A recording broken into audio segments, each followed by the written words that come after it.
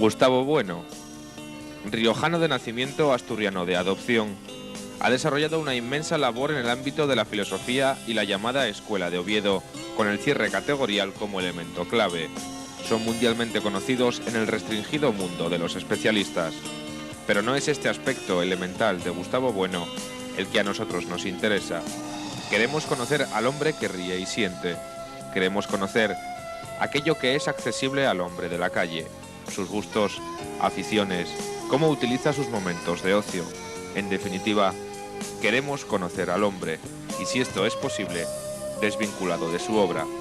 Como ha dicho Nietzsche, he aquí el hombre, Gustavo Bueno.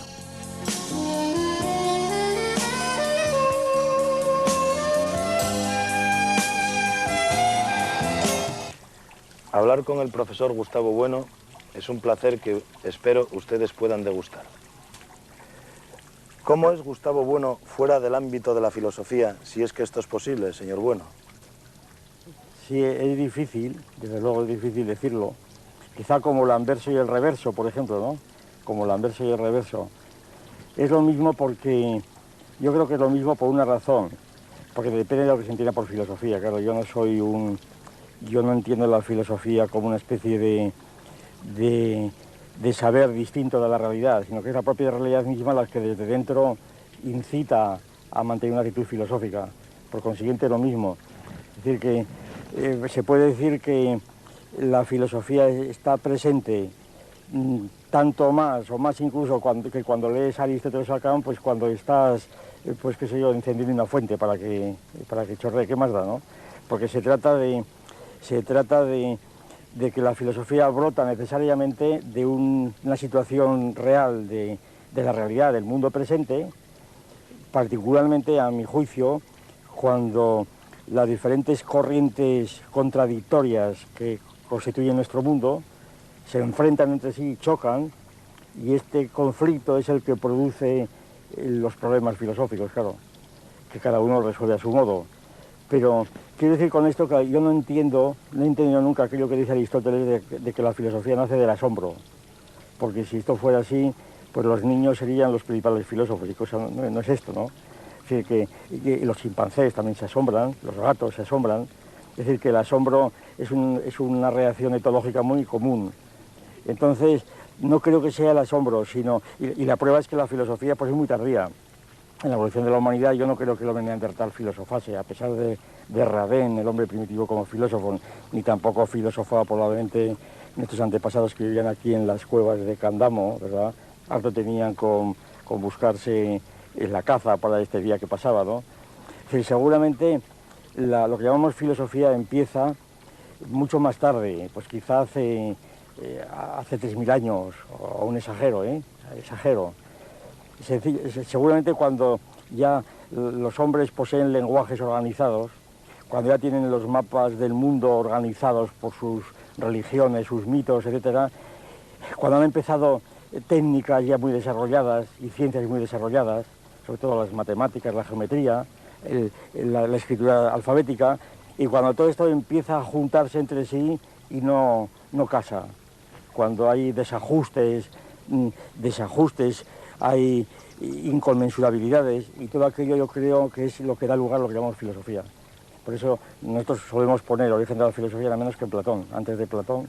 Y cuando defendemos la filosofía académica, esto también yo creo que conviene subrayarlo, porque yo he defendido siempre la filosofía académica de siempre. Y la gente me ha entendido como que yo defendía la filosofía, diríamos, universitaria, o la filosofía burocrática. Y no, la filosofía académica la entendíamos la filosofía de Platón, que es muy distinto, ¿no? La filosofía de Platón, quizá donde menos se ejercita es en la burocracia, en las facultades, ¿no? Allí no se ejercita ni Platón ni Aristóteles. Yo me refería a la filosofía de la academia. Es decir, la academia pues es un lugar, además un lugar todavía sin reglamento, ¿verdad? Un lugar donde se reunían, era la casa de Calias, en el fondo. La academia seguramente es una evolución de lo que era la casa de Calias en la época de Sócrates, cuando va Protágoras a Atenas y dice, ¿dónde hablamos? ¿Que ha llegado Protágoras? Pues a la casa de Calias, una casa de un rico de Atenas, donde se reunían distintas gentes a hablar, ¿verdad? Sencillamente, ¿no? Y en ese sentido, pues, si me pregunta usted, ¿cómo es? Pues es lo mismo, yo no encuentro diferencia, pero no porque no porque distinga la filosofía y la vida, sino porque es lo mismo. Es más, lo que a mí me resulta más trabajoso es, por ejemplo, escribir. Escribir para mí es una obligación completa. A mí me gusta mucho más hablar, es una pena tener que escribir, pero en fin. Y sobre todo en un país donde nadie lee, donde escribir es escribir, pues completamente, pues no sé, porque hay que hacerlo, pero realmente el hablar es una forma de expresión, pues yo creo muy superior, sobre todo con interlocutores inteligentes, ¿verdad? Como el que aquí está presente, a juzgar por las preguntas que me dirige, claro. En definitiva, profesor Bueno, ¿qué libros lee usted? ¿Qué música le gusta? ¿Cuáles son sus aficiones? ¿Cómo pasa usted su tiempo libre? Bien, pues claro, si me pregunta ahora, es que esto a lo largo de la vida, cuando uno ya es viejo como yo, pues ha cambiado mucho. Es decir que, y no creo que sea más importante para expresar un carácter lo que pasa ahora de lo que ha pasado otras veces. Es decir que con unos viejos es muy difícil responder esas preguntas. Pues por ejemplo, así a bulto, yo si esta pregunta me la hace usted hace 50 años, pues yo le diría que mi afición realmente era estudiarme el clave bien templado de Bach, ¿verdad? Por ejemplo, pero ahora no, hace ya muchos años que lo he dejado. Por ejemplo, hace muchos años yo leía mucho teatro, novela francesa o novela clásica, esto ya lo he dejado. No porque las haya leído todas, sino porque no tengo tiempo. En música he variado mucho también de aficiones, de manera que ya no voy a los conciertos.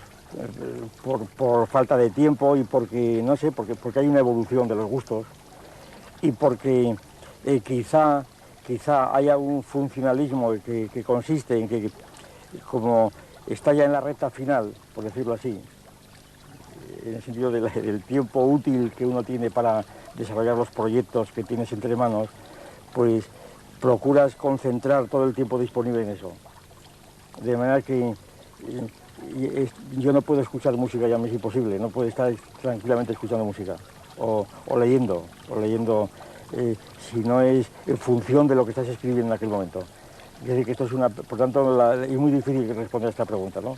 En otros tiempos sí, ya digo, es una pena que esta entrevista no se hubiéramos hablado ampliamente de música de todo tipo, sobre todo la música serial, que me interesó mucho, todas aquellas cosas de Stockhausen, que por cierto me acuerdo yo hace 20 años, quizá, 20 años, ¿sí? Que es un indicio curioso. En Londres yo conocí a Stockhausen por la radio, y fui a preguntar a una tienda de discos impresionante por Stockhausen y aquella gente tan pedante no lo conocía. Y entonces, imposible, eso será un músico español, de hombre, con este apellido. Entonces se lo escribí y no lo conocían. Y fue la señalación de pedantería que aquella gente tenía, ¿no? Que fue un poco parecido, otra cosa también muy curiosa, esto me pasó el año pasado, en Portugal. Estuvimos en Braga, donde está la estatua de Francisco Sánchez, el escéptico, ¿no? Y entonces, pues yo tenía una edición en latín del Quos Miles Citur, digo, me voy a comprar en portugués. Fui a una librería, ¿me da usted el Quos Miles Citur de Francisco Sánchez? Aquí no tenemos eso era en España. Digo, no, pero ese es portugués, ese es español. Bueno, luego no lo tenían. Luego fui a Coimbra a hacer la prueba porque me extrañó. Y pregunté en dos librerías de Coimbra y tampoco conocían nada de Sánchez. Y incluso me miraban con cierto desprecio, como dice, ¿pero qué viene usted a pedir una obra de un autor español que no conocemos? Y entonces le tuve que sacar el billete de 500 escudos, ¿verdad? Le dije, mire, este billete, este es Francisco Sánchez, este que viene aquí. Me acuerdo la sensación de ridículo de aquel pobre hombre, ¿verdad? Que seguramente encargaría la obra enseguida. Pero quiero decir que esto es muy bonito para ver cómo en todas partes cuestionabas, ¿eh? Como unos librerías buenas no conocían, yo creo que es una... El otro día Saramago, por cierto, también es curioso, el otro día estuvo Saramago en Oviedo, bueno, el otro día hace 15 días, por ejemplo, y me tocó presentarlo. Y el objeto de la presentación era el viaje a Portugal, que había publicado Saramago, y la historia de Cristo, que la ha publicado, que yo tuve una polémica con él muy fuerte, pero en fin, es otra cuestión. El caso es que en el viaje a Portugal él va describiendo pues, un recorrido por Portugal, y concretamente en Braga, pues hace una serie de análisis y descripciones interesantes, pero de Sánchez no habla una palabra. Le digo, oiga usted, ¿y por qué en Braga usted no se fijó en la estatua de Sánchez y en el propio Francisco Sánchez? Ah, porque no me interesó. Digo, no, pues por eso se lo pregunto, que ¿cómo es posible, verdad? Pues nada, ahí está. Por eso yo no sé qué tienen los portugueses con Francisco Sánchez, ¿verdad? Pues no se debe vender mucho cuando no lo tienen de librería, claro. ¿No? Porque esto es el equivalente que en España, pues, por ejemplo, que en Oviedo o en Asturias no se vendiese Jovellanos o Feijó, por lo menos, ¿eh?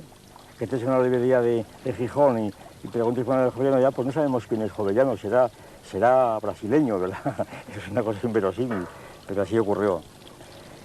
Y entonces, pues, ¿cómo pasó el tiempo? Pues nada, de la forma más vulgar imaginable, nada, pues... Tomando el sol. Tomando el sol. Sí, claro, tomando el sol, claro, cuando lo hay, claro. Y nada, pues nada, paseando. Mi hobby es pasear, eso. He descubierto que el deporte más barato, más cómodo, que no necesita instrumentos, es sencillamente pasear. Y entonces, pues, ando todo lo que puedo. ¿Le gusta el fútbol, profesor Bueno? Sí, desde luego. Incluso he jugado al fútbol en mi juventud. He jugado, bueno, 10 o 12 partidos, por ejemplo, ¿no? Luego he asistido muy poco, pues no por nada, sino por falta de tiempo generalmente, pero realmente me gusta.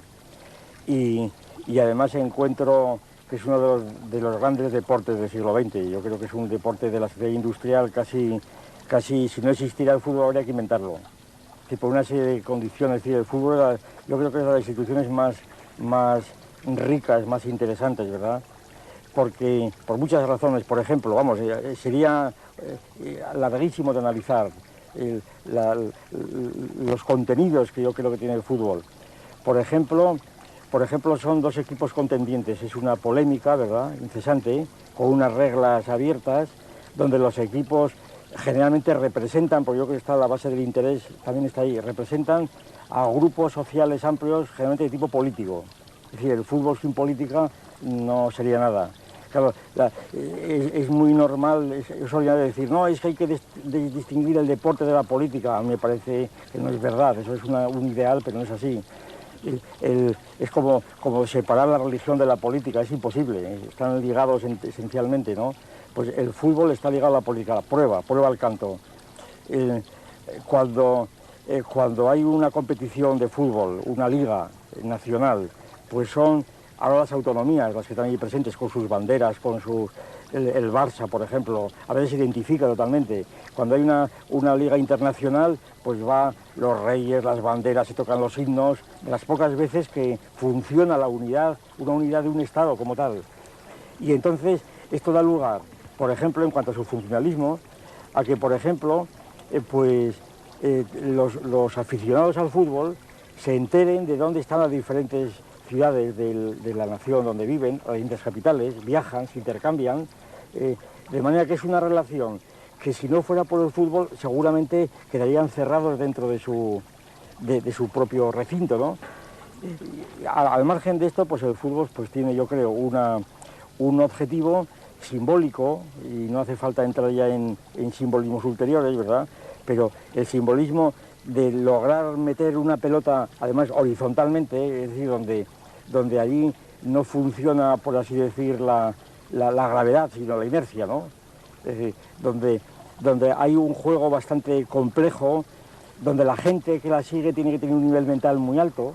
Es decir, un débil mental no puede entender el fútbol porque tiene que saberse, pues yo qué sé, por lo menos 400 nombres distintos de jugadores, de ciudades, de ligas.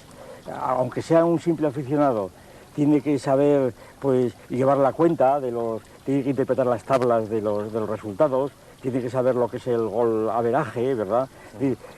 Es una sociedad industrial la que está en el fútbol, y entonces el fútbol pues permite medir el tiempo, otra de las funciones yo creo esenciales, medir el tiempo, es decir, la función que hacía pues en las sociedades pretéritas por la Iglesia, el Pentecostés, los santos, la Pascua, ¿verdad? Pues lo hace la Liga de Fútbol, en la que el fútbol mide un tiempo artificioso mediante un calendario determinado, pero que en cierto modo es necesario, prácticamente no se puede mover una vez establecido, y entonces la gente se mide por el fútbol, que es un modo de medir el tiempo, en principio no político, pero que está muy vinculado a la política. Estas son las ideas del profesor Bueno sobre el fútbol y otras cosas, evidentemente.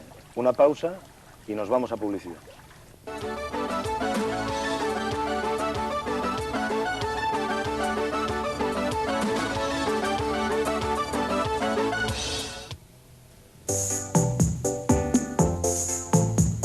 Calsa, autopista León-Campomanes. León y Asturias más cerca, su viaje más rápido, más seguro, más cómodo. Con el respaldo de todos los servicios necesarios para satisfacer sus necesidades. Autopista Astur-Leonesa, el enlace más lógico.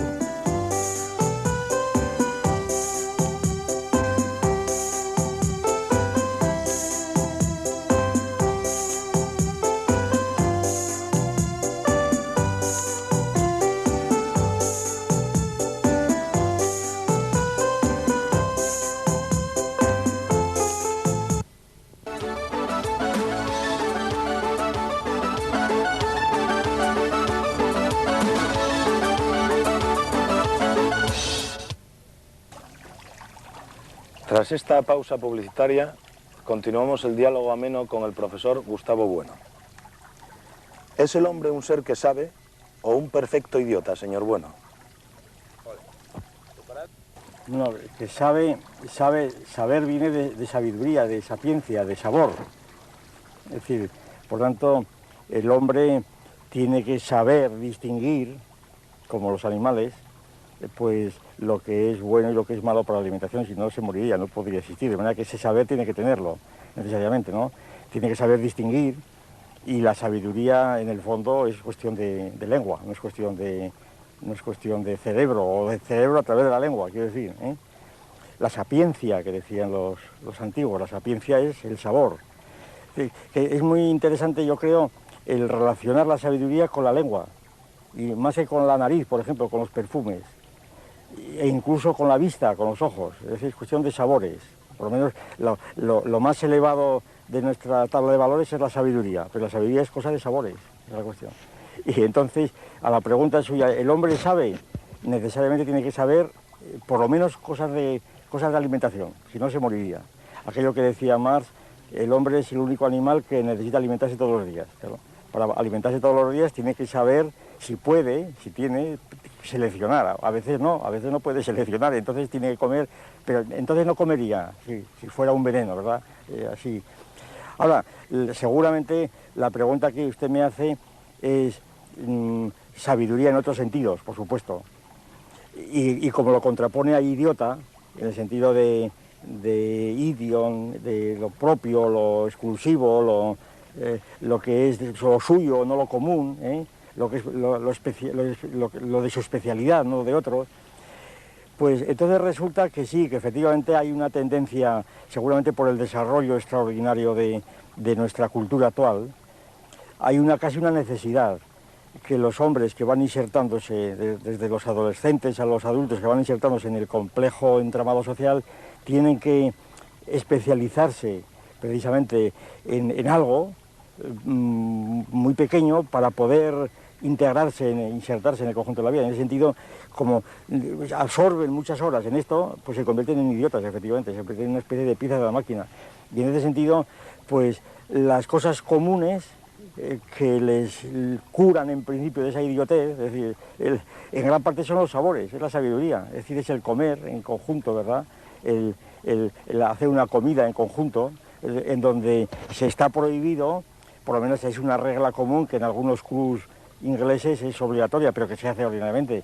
En una comida en común, pues está prohibido hablar de lo que uno sabe, como especialista, claro, porque sería ofender a los otros, como natural. Si en una reunión de amigos de muy diferentes clases y profesiones, uno empieza a hablar porque es perito agrónomo, ¿verdad?, de sus cosas, pues hombre, pues podrá interesar al otro, pero generalmente eso es hacer trampa, hay que hablar de cosas comunes. Entonces, el hablar de cosas comunes yo creo que está en función, es decir, el no ser idiota, está en función del nivel de desarrollo. Claro, cuando las cosas comunes, sobre todo en España actualmente, suelen ser lo que nos sirve la televisión, porque es el punto de referencia general de nuestra sociedad, aquí en España en todos los lados, ¿verdad? Y entonces, esta televisión, pues nos ofrece una serie de imágenes y símbolos y culebrones, que es lo que constituye lo que antes era el tiempo, antes la televisión era el tiempo, se hablaba del tiempo, ¿verdad?, del tiempo meteorológico, que es todavía lo que sigue hablándose, todavía. Yo este verano he hablado mucho por teléfono en cabinas, porque no tenía teléfono donde estaba, ¿no? Y entonces he tenido que escuchar, bueno, y he escuchado por interés conversaciones que tenían veraneantes con sus parientes desde la cabina. Y era interesantísimo que echaban allí la moneda y casi el 90% de la conversación eran conversaciones meteorológicas. Hace buen tiempo, pues no, aquí llueve, aquí deja de llover, era casi el tiempo, ¿no? Claro, lo de menos era el contenido, era mantener el contacto. Y luego, otro porcentaje importante era el culebrón. Hoy has visto no sé qué, esos culebrones que ponen ahora, ¿no? Ya ni me acuerdo cómo se llaman. Iban poniendo esos culebrones. Y luego, pues de cuestiones personales casi nada. De manera que entonces, en el fondo, cuando estaban hablando incluso con familiares y con la novia, no eran idiotas, no hablaban de lo suyo, hablaban de algo que era común a ambos, ¿eh? Que en este momento era el tiempo y los culebrones. Entonces, la cuestión es que efectivamente se puede dejar de ser idiota para ser imbécil. Te voy a pedir el precio en ese sentido. Y en ese sentido, pues sí, la tarea que tiene y la responsabilidad que tiene con la televisión es enorme. Porque la televisión es lo que suministra efectivamente un cemento común, dado sobre todo en España donde la gente no lee, más que unas cuantas páginas de los periódicos. Y entonces, pues la televisión tiene una responsabilidad tremenda para, aunque no sea más que para dar materia común, ¿verdad? Para que la gente hable de algo, porque esto se ha perdido y se pierde cada vez más, sobre todo con la reforma de los planes de estudios. En tiempos la escuela primaria era mucho más firme, mucho más, se suministraban conocimientos, referencias a la gente. Hoy día las autonomías, por ejemplo, han dividido ya. De manera que es muy difícil, si uno va a visitar Covadonga con un catalán o con un vasco, es muy difícil hablar de Covadonga, porque ya no sabe quién era don Pelayo, ¿verdad? O viceversa. Si vas a Barcelona no sabes quién es, la gente no sabe quién es don Ramón Berenguer, cuarto. Entonces que visitando las autonomías hay unas fronteras que se han abierto que hace que los idiotismos sean mayores. Ahora el idiotismo mayor en España es la autonomía, las autonomías. Cada uno está metido en su autonomía y todo lo suyo vale. Es decir, incluso se ha dado el caso, aquí en esta finca concretamente, que está muy cerca de Santander, que las abejas de aquí no valían para la denominación de origen de Santander, porque era denominación de origen distinta, sí, por la miel. Claro, como si la abeja distinguiera una cosa a la otra, pero en fin, como en el fondo todo eso está mezclado con razones de tipo comercial, naturalmente que tenga denominación de origen de tal sitio y tal otro, aunque la abeja pues no sepa que es monárquica ni republicana, por decirlo así, ¿verdad? Ahora, en ese sentido sí, los problemas que tiene España y en general la humanidad planteados en este orden de cosas, pues son muy graves, porque claro, el idiotismo se va aumentando, por ejemplo, con la lengua. El hecho de que, y ahí donde las palabras idiotismo, incluso se llama idiotismo, como es bien sabido, a la tendencia a utilizar pues contenidos, palabras propias de uno o incluso de la familia, ¿no? Y claro, ahora los idiotismos son cada vez mayores. Es decir, incluso si teníamos un idioma no idiota, sino común, como era el español para los españoles, para los que no son españoles, pues estamos convirtiendo en idiotismos. Estamos haciendo profesión del idiotismo, es decir, tenemos que hablar aquí en tal idioma concreto. Está muy bien que lo hablen para la familia, pero cuando se habla de la familia, que hablen un idioma más común, que ya lo teníamos, que no hace falta inventarlo. Y en ese sentido, pues sí, las perspectivas son pues desoladoras. Yo no sé por dónde. Si usted me preguntaba, ¿y qué pasará, qué podrá pasar dentro de unos años? Pues yo no lo sé, realmente, no lo sé. Realmente no lo sé. Si lo supiera lo escribiría, ¿verdad? Pero no lo sé. Dice usted, profesor Bueno, que el futuro es desolador. ¿Hay algún camino entonces para buscar la felicidad? Sí, pues, sí, bueno, es desolador y no lo es. Es desolador, por lo menos cuando he dicho esta frase, más bien quería subrayar que no me lo represento. Que el desolado estoy yo porque no me represento, porque no sé cómo, yo no puedo predecir más allá, porque además predecir el futuro seguramente es siempre pues reproducir esquemas del pasado que uno tiene, puesto que yo no creo que el cerebro humano sea creador ni tenga capacidad de inventarse el futuro, sino que más bien lo que llamamos futuro es una reproducción de experiencia del pasado.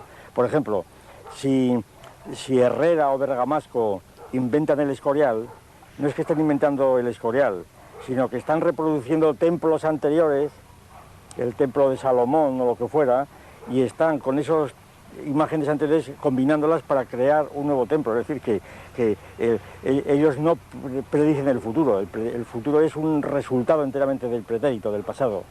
Y aquí pasa lo mismo, pero combinando situaciones de nuestro pretérito, de nuestro presente, yo no veo bien cómo se puedan combinar para para resultar una sociedad pues admisible y posible incluso en el milenio próximo, ¿no?